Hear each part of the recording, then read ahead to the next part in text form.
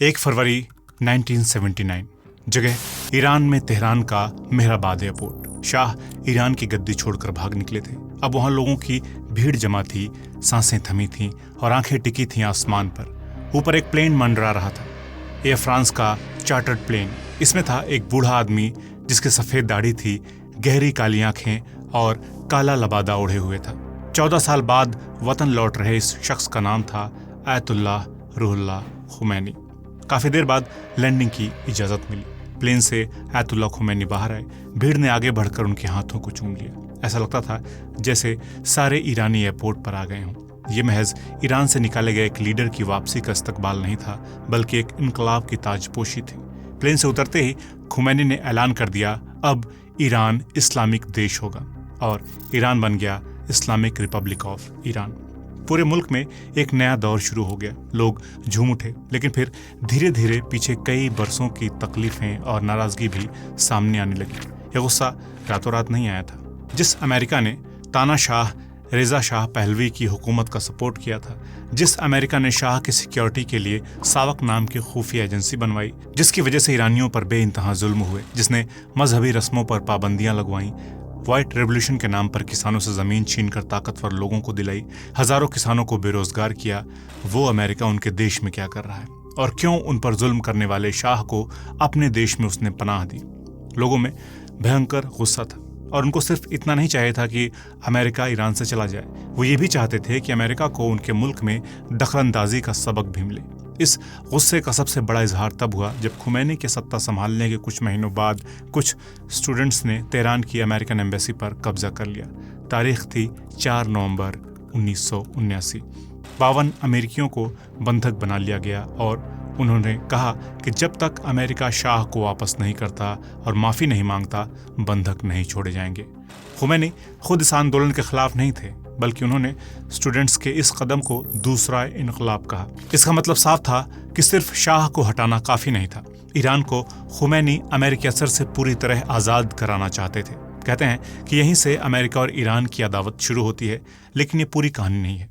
दोस्तों, कहानी में आगे बढ़ने से पहले एक ज़रूरी बात कि अगर आप अपने फाइनेंशियल फ्यूचर को सिक्योर करना चाहते हैं तो स्टॉक मार्केट में इन्वेस्टेड रहना बहुत ज़रूरी है। आज के दौर में हर कोई स्टॉक मार्केट से पैसा कमा सकता है, चाहे मार्केट ऊपर जाए या नीचे। फ्यूचर्स एंड ऑप्शंस ट्रेडिंग के जरिए दोनों सिचुएशन में अच्छी कमाई हो सकती है, वो भी कम समय में। बस शुरुआत सही जगह से होनी चाहिए। मैं आपको एक सिंपल और पावरफुल ट्रेडिंग ऐप के बारे में बताना चाहता हूँ, जिसका नाम है मार्केट वुल्फ। ये एक सेबी रजिस्टर्ड ऐप है, जहाँ पर आप सिर्फ 99 रुपए की लाइफ टाइम फीस देकर ट्रेडिंग शुरू कर सकते हैं। इसमें कोई भी सालाना मेंटेनेंस या हिडन चार्जेस नहीं है। ये ऐप एंड्रॉयड और iOS दोनों पर मौजूद है। इसे यूज करने के लिए मार्केट वुल्फ ऐप खोलो और पिन डालकर लॉगिन करो। जैसे मैंने इंडाइसेस और स्टॉक्स सेलेक्ट किए और इजी वे टू ट्रेड वाला ऑप्शन चुना। फिर मैंने सोचा कि सेंसेक्स में ट्रेड करता हूँ। मुझे लगा कि सेंसेक्स नीचे जाएगा, तो मैंने डाउन का ऑप्शन चुना और 3 लॉट्स डाल दिए। बस ट्रेड प्लेस हो गया। अब मैं यहाँ अपना ट्रेड आसानी से मॉनिटर कर सकता हूँ। इस ऐप की खासियत ये है कि आप बहुत ही कम अमाउंट से ट्रेडिंग शुरू कर सकते हैं, जबकि दूसरी ऐप्स में आपको 3 गुना ज़्यादा तक पैसे देने की ज़रूरत होती है। इसमें एक इनबिल्ट स्टॉप लॉस फीचर भी है, जो अपने आप ट्रेड को बंद कर देता है अगर नुकसान तय लिमिट तक पहुंच जाए, ताकि आप बड़ा नुकसान ना उठाएं। इनकी ब्रोकरेज भी इंडस्ट्री में सबसे कम में से एक है, यानी हर तरीके से ये ऐप आपके लिए एक शानदार डील है। अब देखिए, मैं यहाँ बैठकर लाइव अपने ट्रेड को मॉनिटर कर सकता हूँ और इतनी आसानी से 2205 रुपए का प्रॉफिट बुक कर सकता हूँ, वो भी कम समय में। आप यहाँ गोल्ड, सिल्वर, क्रूड ऑयल या नेचुरल गैस जैसी कमोडिटीज़ में भी सुबह 9 बजे से रात 12 बजे तक आसानी से ट्रेड कर सकते हैं। अगर आप नए हैं तो मार्केट वुल्फ ऐप आपको पूरी तरह से ट्रेडिंग में मदद करता है। इनकी सेबी रजिस्टर्ड एनालिस्ट्स की एक टीम है जो आपको रोजाना फ्री में ट्रेड आइडियाज़ देती है। आप इनकी पिछली परफॉर्मेंस भी ऐप में देख सकते हैं। जैसे जून के महीने में ट्रेडर्स ने 70,468 रुपए का प्रॉफिट बुक किया, यानी 203% रिटर्न्स, सिर्फ इनकी एक्सपर्ट रिकमेंडेशन के जरिए। और सबसे खास बात यह है कि इस प्रॉफिट पर मार्केट वुल्फ कोई कमीशन नहीं लेता। पूरा मुनाफा आपका होता है और आपके अकाउंट में आता है। मार्केट वुल्फ ऐप के इतने सारे फायदे हैं, इसे यूज करना आसान है, सिक्योर है और रिजल्ट्स भी शानदार हैं। तो अगर आप iOS या एंड्रॉइड यूजर हैं तो लिंक आपको डिस्क्रिप्शन और कमेंट बॉक्स में मिल जाएगा। अभी मार्केट वुल्फ डाउनलोड कीजिए। तो दोस्तों, ईरान में इस्लामिक क्रांति की असली कहानी शुरू होती है हिंदुस्तान से। जी हाँ, यहाँ यूपी के के जिले बाराबंकी में एक गांव है किंटूर। बात 18th सेंचुरी की है, जब ब्रिटिश ईस्ट इंडिया कंपनी ने प्लासी की जंग जीत ली थी और हिंदुस्तान पर अपनी पकड़ को और मजबूत कर रही थी। उस दौर में बाराबंकी जिले के किंटूर गांव में एक शिया मौलवी जन्म लेते हैं जिनका नाम रखा गया सैयद अहमद मुसवी। तब अनडिवाइडेड हिंदुस्तान था, हमारा बॉर्डर ईरान के साथ लगता था। सैयद अहमद मुसवी की फैमिली भी ईरान से ही भारत आई थी। बड़े होकर वो अपने रूहानी सफर पर निकलते हैं। 1830 में वो इराक के शहर नजफ में हजरत अली के रोजे की जियारत के लिए जाते हैं। वहाँ उनका मन लग जाता है और वो ईरान के खुमैन शहर में जाकर बस जाते हैं। वहीं शादी करते हैं और एक नई नस्ल को जन्म देते हैं। उन्होंने कभी भी हिंदी नाम नहीं छोड़ा। ये टाइटल उन्होंने आखिरी सांस तक अपने साथ रखा। आज भी ईरानी दस्तावेजों में उनका नाम सैयद अहमद मुसवी हिंदी के तौर पर ही मौजूद है। अहमद मुसवी की 1869 में मौत हो गई। उन्हें इराक के शहर करबला में दफनाया गया, लेकिन उनकी मजहबी विरासत, उनका इल्म, उनका नजरिया जिंदा रहा। इससे न सिर्फ उनकी नस्लों को बल्कि ईरान के स्ट्रक्चर को भी आकार मिला। मुसवी के पोतों में से ही एक थे आयतुल्लाह रूहुल्लाह खुमैनी। वो मुस्तफ़ा मुसवी के बेटे थे। खुमैनी का जन्म 24 सितंबर 1902 को ईरान के कस्बे खुमैन में हुआ था।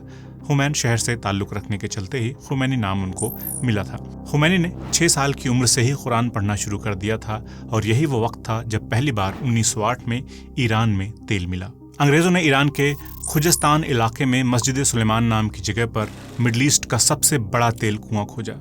अगले साल 1909 में खोज करने वाले विलियम नॉक्स डार्की ने इसे एक कंपनी में बदल दिया जिसे एंग्लो पर्शियन ऑयल कंपनी यानी कि APOC कहा गया। यही कंपनी बाद में BP यानी कि ब्रिटिश पेट्रोलियम बनी। इस कंपनी ने ईरान से निकलने वाले तेल को ब्रिटेन के जहाज़ों और फैक्ट्रियों के लिए इस्तेमाल किया, खासकर ब्रिटिश नेवी के लिए। उस समय कोयले से वो तेल पर शिफ्ट हो रही थी। इस कंपनी ने खूब तेल निकाला और मुनाफा कमाया, लेकिन ईरान को इसका सिर्फ 16% हिस्सा ही मिलता है और उसमें भी लगातार घपलेबाजी करते थे अंग्रेज, क्योंकि वो अपने मुनाफे का सही डेटा देते ही नहीं थे। इसमें काम करने वाले ईरानी मजदूरों की हालत बेहद खराब थी। उन्हें ना तो अच्छी तनख्वाह मिलती थी और ना ही ठीक ठाक रहने की जगह।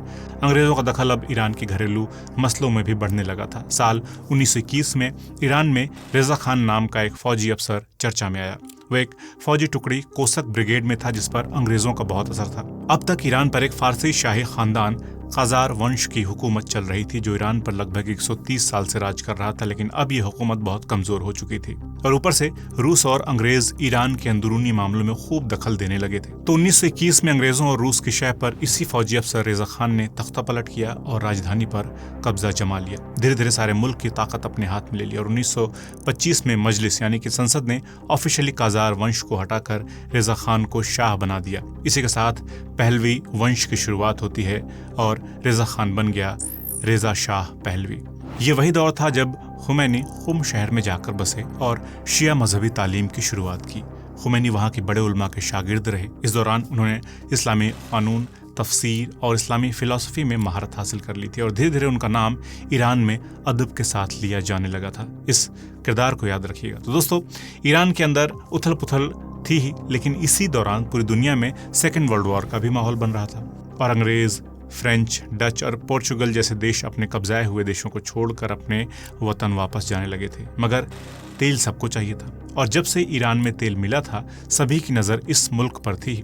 ब्रिटेन के साथ साथ अब रशिया भी ईरान से तेल लेने लगा था और क्योंकि रेजा शाह को गद्दी दिलाने के पीछे ब्रिटेन ही था, इसलिए उसने भी अपने देश के गरीबों का ध्यान न देकर इस तेल के खेल को चलने दिया। लेकिन जब सेकेंड वर्ल्ड वॉर की शुरुआत हुई तो ईरान और नाज़ी जर्मनी के बीच दोस्ती बढ़ने लगी क्योंकि उसे भी तेल चाहिए था। इससे ब्रिटेन और रूस नाराज हो गए। ब्रिटेन और रूस को उम्मीद थी कि ईरान जर्मनी पर हमला करने के लिए उन्हें अपनी ज़मीन का इस्तेमाल करने देगा, लेकिन ईरान ने ऐसा नहीं किया। साथ ही ब्रिटेन को ये डर भी सता रहा था कि एंग्लो इंडियन ऑयल कॉरपोरेशन से उन्हें होने वाला मुनाफा भी कम हो जाएगा। खासकर आवादान के तेल अगर जर्मनी के पास चले जाएंगे तो उनको बहुत नुकसान होगा। अंग्रेज़ों के कहने के बावजूद जब ईरान ने अपने देश से जर्मन नागरिकों को निकालने से मना कर दिया तो इससे युद्ध जैसे हालात पैदा हो गए और ब्रिटेन ने रशिया के साथ मिलकर ईरान पर हमला कर दिया। 26 अगस्त 1941 को उनकी फौजें ईरान में दाखिल हुईं और थोड़े ही वक्त में पूरा इलाका उनके कब्जे में आ गया। उन्होंने रेजा शाह पर दबाव बनाया कि वह तख्त छोड़े। आखिरकार 16 सितंबर 1941 को रेजा शाह ने गद्दी छोड़ दी और उनके बेटे मोहम्मद रेजा शाह पहलवी को शहंशाह बना दिया गया।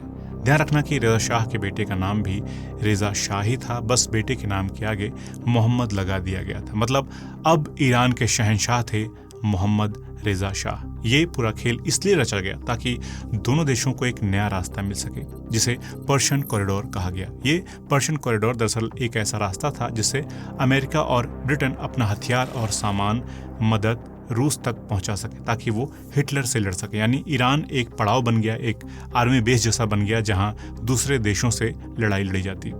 दूसरी तरफ खुमैनी का कद भी शिया इस्लाम की दुनिया में और ईरानी आवाम के बीच में बढ़ता जा रहा था, और वो भी लोगों के साथ मिलकर ये देख रहे थे कि उनके देश में जो कुछ हो रहा है वो उनके अपने हुक्मरानों के हाथ में नहीं है। सब कुछ बड़ी ताकतें तय कर रही हैं, और यहीं से उनके अंदर बगावत का बीज पनपने लगा।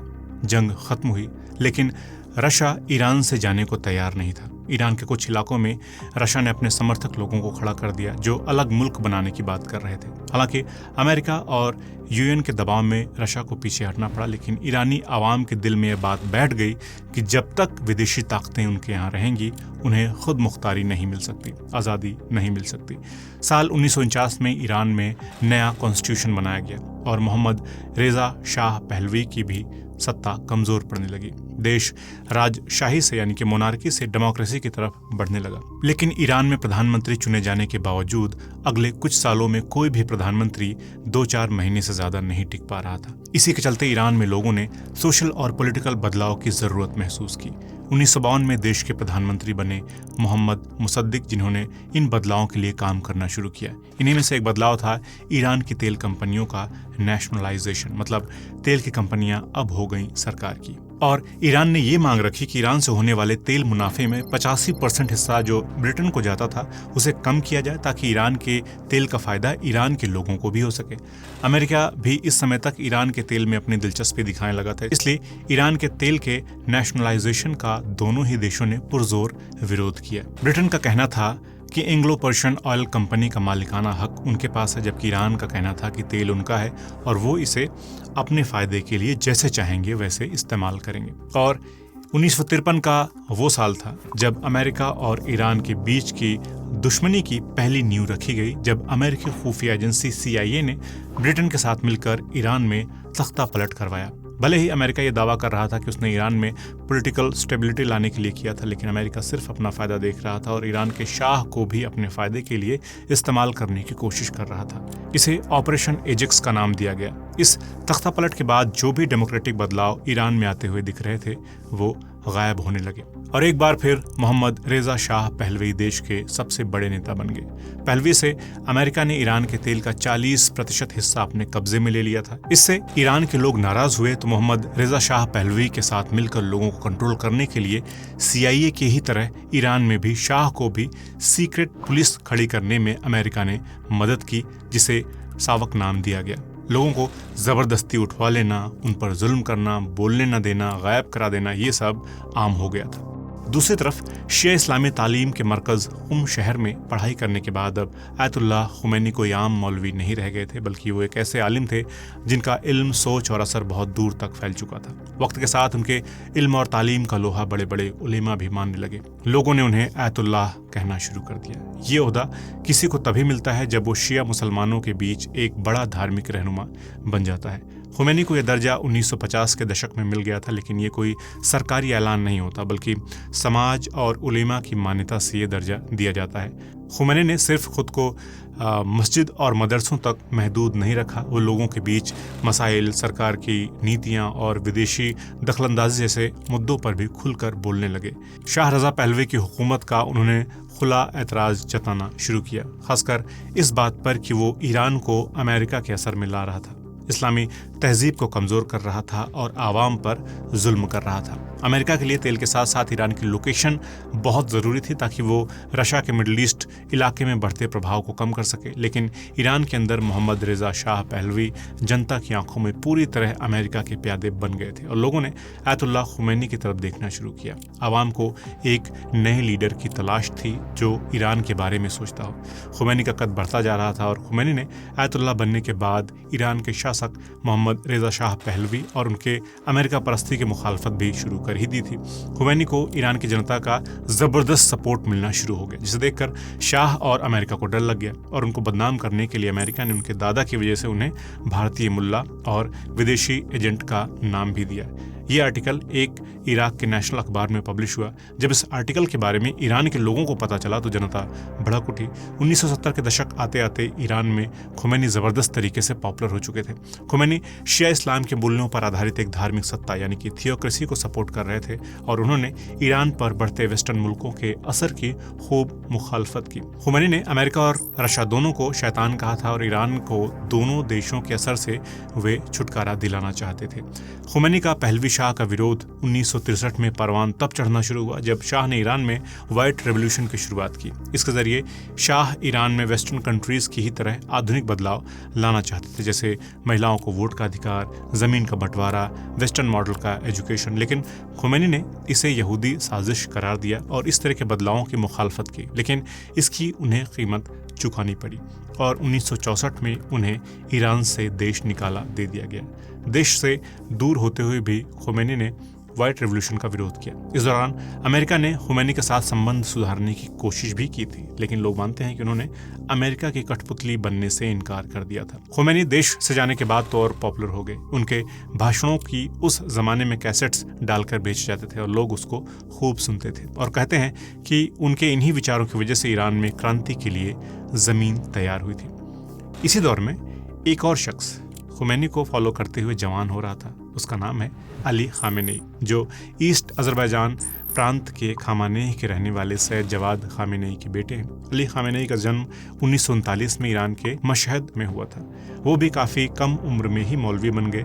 अली खामेनेई की परवरिश मशहद शहर में हुई, जहाँ उन्हें शिया थियोलॉजी, फारसी इतिहास और इनकलाब की तालीम मिली। उनके वालिद भी आलिम दीन थे, तो घर का माहौल ऐसा था जहाँ इल्म और दीन साथ चलता था। लेकिन जो चीज़ सबसे अहम थी वो थी उनकी तड़प एक ऐसे समाज के लिए जो इंसाफ पर चले, जहाँ हक की बात हो, जहाँ इस्लाम महज इबादत नहीं बल्कि एक मुकम्मल निज़ाम हो। जब खामेनी ने खुमैनी की तहरीरें पढ़ी और उनकी तौहीदी और इनकलाबी सोच को समझा तो वो उनके दीवाने हो गए। उन्होंने खुमैनी के ख्यालात को सिर्फ अपनाया नहीं बल्कि उनका पैगाम बनकर उन्हें पूरे ईरान में फैलाना शुरू कर दिया। वो किताबें, पर्चे और ऑडियो रिकॉर्डिंग्स को लोगों तक पहुंचाने लगे। उन दिनों खुमैनी का नाम लेना ही गुनाह समझा जाता था।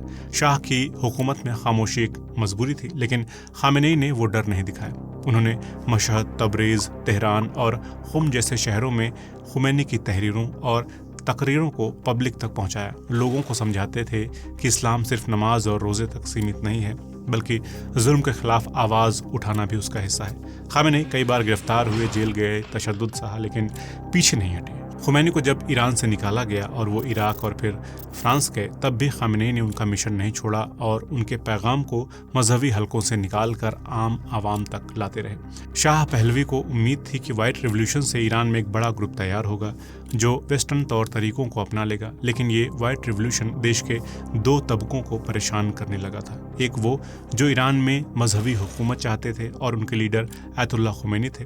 दूसरे कम्युनिस्ट थे जो कहते थे कि पहलवी करप्ट हैं और अमेरिका और ब्रिटेन के इशारों पर काम करते हैं। इस सोच में घी डालने का काम किया 14 अक्टूबर 1971 को हुई दुनिया की सबसे महंगी पार्टी ने, जो शाह ने पर्शियन एम्पायर के 2500 साल पूरे होने की सालगिरह पर रखी थी। अब इस पार्टी की शान शौकत देखिए। इस शाही पार्टी में शामिल हुए 9 राजा, 5 रानियां, 16 प्रेसिडेंट और 2 सुल्तान। दुनिया की सबसे महंगी और आलीशान पार्टी। तारीख थी 14 अक्टूबर 1971। जगह चुनी गई थी प्राचीन शहर परसेपोलिस और ईरान की पुरानी राजधानी, जहां कभी फारसी सम्राट साइरस महान और डेरियस की हुकूमत चलती थी। शाही डिनर का इंतज़ाम उस वीरान रेगिस्तान में हुआ जो शिराज शहर से करीब 60 किलोमीटर दूर था। वहाँ पानी नहीं था, छाँव नहीं थी, लेकिन शाह का ख्वाब था परसेपोलिस को एक बार फिर से जिंदा करना। शाह ने रेत में एक सपनों का शहर बसा दिया। 160 एकड़ में रेशम के टेंट्स लगाए गए। 37 किलोमीटर लंबा फ्रेंच सिल्क इस्तेमाल हुआ। क्रिस्टल ग्लास, इटली से आया फर्नीचर और ख़ास बात, हर टेंट में उस मेहमान की तस्वीर वाला गलीचा जिसे वो ठहराने वाले थे। इसे गोल्डन सिटी कहा गया। 50,000 यूरोपीय बर्ड्स मंगवाए गए थे ताकि संगीत और प्रकृति का संगम हो। हालांकि वो बर्ड्स कुछ ही दिन में गर्मी में मर गई थी। पार्टी में करीब 600 खास मेहमान थे। दुनिया के सबसे ताकतवर लोग बुलाए गए थे, बिजनेसमैन, अरबपति, राजघरानों के वारिस। इनमें मोनाको के प्रिंसेस ग्रेस और प्रिंस रेनियर, ब्रिटेन की राजकुमारी एनी और प्रिंस फिलिप, अमेरिका के उपराष्ट्रपति स्पाइरो एग्न्यू और अफ्रीकी सम्राट हाइले सेलासी जैसे चेहरे मौजूद थे। सेलासी तो 72 लोगों के लाव लश्कर के साथ पहुंचे थे। उनका कुत्ता भी साथ था जिसके गर्दन पर हीरे जड़ा हुआ पट्टा था। भले ही मौका ईरानी इतिहास का था, लेकिन खाना फ्रेंच परोसा जा रहा था ताकि ये दिखाया जा सके कि ईरान अब एक मॉडर्न नेशन है। क्या क्या परोसा गया ये सुने तो होश उड़ जाएंगे।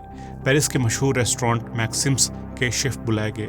40 फ्रेंच शेफ, 120 वेटर और 150 टन रसोई का सामान एयरलिफ्ट किया गया।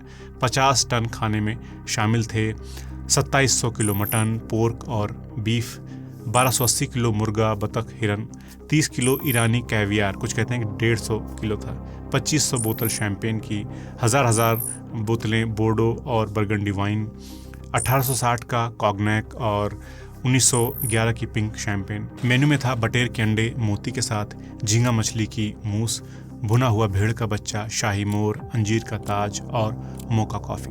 3 दिन का जश्न हुआ जिसे लाइफ मैगजीन ने कहा पार्टी ऑफ द सेंचुरी और जर्मनी की स्टर्न ने लिखा मदर ऑफ ऑल पार्टीज। 3 दिन के इस शाही जलसे के बाद मेहमान तो लौट गए, लेकिन अब शाह को अपने ही देश की जनता का सामना करना था। मीडिया में खबरें आई कि इस पार्टी पर उस वक्त $10 करोड़ खर्च किए गए, यानी आज के हिसाब से करीब $50 करोड़। जबकि दूसरी तरफ गरीब ईरानी जनता थी जिनके पास रोटी नहीं थी, जिनके गांव में स्कूल नहीं थे, और जब उन्हें पता चला कि इस पार्टी पर $10 करोड़ खर्च हुए हैं तो गुस्सा फूट पड़ा। इस गुस्से की धमक पहुंची देश से निकाले गए शिया धर्मगुरु आयतुल्लाह रूहुल्लाह खुमैनी तक। शाह के विरोध में उन्हें जनता का सपोर्ट मिलने लगा। इस भव्य पार्टी के बाद शाह और राजशाही के खिलाफ प्रदर्शन प्रोटेस्ट वो तेज होते चले गए। खुमैनी के मैसेज कैसेट टेप्स के जरिए ईरान की मस्जिदों, दुकानों और घरों में पहुंचते रहे। शाह अमेरिका का गुलाम है, उसे हटाना फर्ज है, इस तरह के मैसेजेस लोगों तक पहुंचने लगे। आयतुल्लाह अली खामेनी जो अभी ईरान में सुप्रीम लीडर हैं, वो खुमैनी को अपना रहबर मानते थे। खामेनी इस्लामिक क्रांति में खुमैनी के साथ जुड़े थे, लिहाजा खामेनी ने खुमैनी के संदेश देश में फैलाने शुरू किए। इस कोशिश में उन्हें 6 बार गिरफ्तार भी किया गया। 1978 के अंत तक आंदोलन बुरी तरह भड़क उठा। छात्र, मजदूर, व्यापारी और यहाँ तक कि कुछ सरकारी कर्मचारी भी आंदोलन से जुड़ गए। हर तरफ दंगे फैल गए, हर रोज हड़ताल और प्रोटेस्ट होने लगे। शाह ने ईरान से निकलने का मन बना लिया, लेकिन वो 16 जनवरी तक तेहरान में ही रहे। इतनी देर तक शाह इसलिए रुके रहे क्योंकि वो अपने साथ पूरा शाही खजाना या उसका एक हिस्सा ले जाना चाहते थे, मगर शाही तिजोरी को जमीन के 20 मीटर नीचे बनाया गया था और जिन बैंक अफसरों को तिजोरी खोलने के तरीके पता थी वो गायब हो गए थे। शाह ने शाही खजाने को छिपा कर रखने के लिए जो सावधानियां बरती थीं वो ही उन पर भारी पड़ गईं।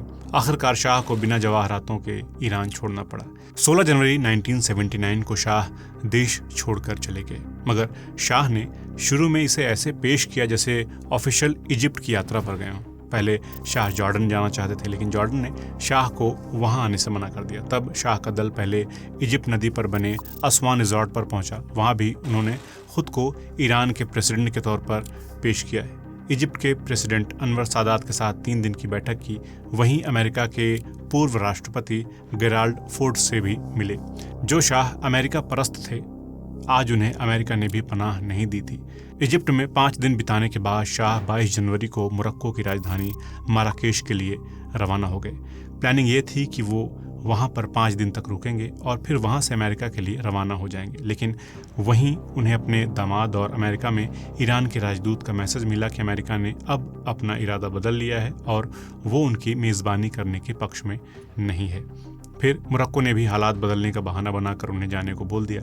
हद ये कि भटकने के बाद जिंदगी के आखिरी दिनों में शाह को इजिप्ट ने पनाह दी। 27 जुलाई 1980 को कैंसर से शाह की मौत हो गई। खैर, हम कहानी पर वापस लौटते हैं। जब जनवरी में शाह ईरान छोड़ गए तब 1 फरवरी 1979 को खुमैनी की वापसी हुई।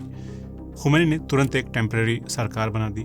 30-31 मार्च को लोगों की राय ली गई। सवाल था कि आप इस्लामिक रिपब्लिक चाहते हैं? 98% लोगों ने हाँ कहा। इसके बाद शरिया कानून लागू कर दिया गया। खुमैनी राजनीतिक और धार्मिक लीडर बने। उनके साथ ही अली खामेनी को देश का वाइस डिफेंस मिनिस्टर बनाया गया। इसी दौरान उन्होंने रिवोल्यूशनरी गार्ड्स यानी कि IRGC को बनाने में अहम भूमिका निभाई। IRGC आगे चलकर ईरान की सबसे ताकतवर सेनाओं में से एक बन गई। अभी 2 साल ही बीते थे कि साल 1981 में खामेनी पर एक जानलेवा हमला हुआ। वो एक न्यूज़ कॉन्फ्रेंस कर रहे थे कि तभी उनके नज़दीक रखे एक टेप रिकॉर्डर में ब्लास्ट हो गया। आयतुल्लाह काशानी ये फर्द मकतबी हूं। खामेनी का राइट हैंड ब्लास्ट की चपेट में आ गया। एक कान से सुनने की ताकत पर भी असर हुआ। उनका एक हाथ आज भी इस वजह से नहीं उठ पाता है। इस हमले का आरोप मुजाहिदीन खल्क पर लगा था, जो उस समय इस्लामिक शासन के खिलाफ एक्टिव थे। खामेनी ने कहा था, हमले के बाद मैं बुरी हालत में था, मुझे लगा मौत मेरे दरवाजे पर है। अगले कुछ दिनों तक मैं सोचता रहा कि आखिर मैं बचा क्यों। फिर समझ आया कि खुदा ने किसी न किसी वजह से ही मुझे बचाया होगा। इस ब्लास्ट से पहले भी एक और बड़ी घटना हो चुकी थी। सितंबर 1980 में शट अल अरब जलमार्ग पर हुए विवाद के बाद इराक ने ईरान पर अटैक कर दिया था, जिसकी उम्मीद नहीं की जा रही थी। ये जंग 8 साल चली। कई रिपोर्ट्स में दावा किया गया कि करीब 10 लाख लोग मारे गए। इस जंग ने ईरान में इस्लामी क्रांति के जोश को ठंडा कर दिया और वहाँ के कुछ लोग अपने नेता पर सवाल उठाने लगे थे। युद्ध ने ईरान को थका दिया, लेकिन खुमैनी की ताकत को नहीं तोड़ सका।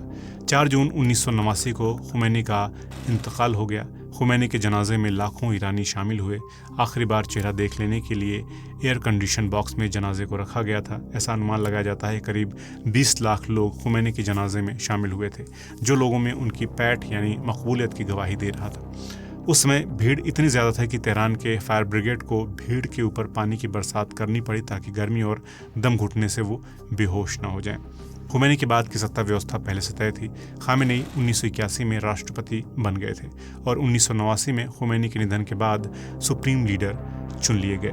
हालांकि वो खुद को इसके लिए धार्मिक रूप से फिट नहीं मानते थे, लेकिन संविधान बदला गया था और वो सुप्रीम लीडर बने। तब से लेकर आज तक सुप्रीम लीडर बने हुए हैं। ईरान ने जब अपना न्यूक्लियर प्रोग्राम शुरू किया तो खामेनी के दौर में ही सैंक्शंस लगे, जो आज भी जारी हैं। और न्यूक्लियर प्रोग्राम और तेल का खेल ही इजराइल और अमेरिका के साथ आज दुश्मनी की सबसे बड़ी वजह है। गजा के लिए अरब मुल्कों से मोनार्की और वेस्टर्न मुल्कों के असर को कम करने के लिए आयतुल्लाह अली खामेनी लड़ रहे हैं। वो अमेरिका को बड़ा शैतान और इजराइल को छोटा शैतान मानते हैं। दोस्तों, ये थी ईरान में इस्लामिक रेवोल्यूशन और सुप्रीम लीडर बनने की कहानी। वीडियो आपको कैसा लगा कमेंट करके ज़रूर बताएं। और हाँ, मार्केट वुल्फ ऐप के 2 मिलियन से भी ज़्यादा डाउनलोड्स पहले ही हो चुके हैं और ये ऐप iOS और एंड्रॉयड दोनों पर मौजूद है। तो इस ऐप के साथ अपनी ट्रेडिंग जर्नी शुरू कीजिए। लिंक मैंने डिस्क्रिप्शन और पिन कमेंट में दे दिया है, बस एक क्लिक करके डाउनलोड कर लीजिए। तो दोस्तों, जल्द मिलते हैं एक नए वीडियो में नए टॉपिक के साथ। नमस्कार।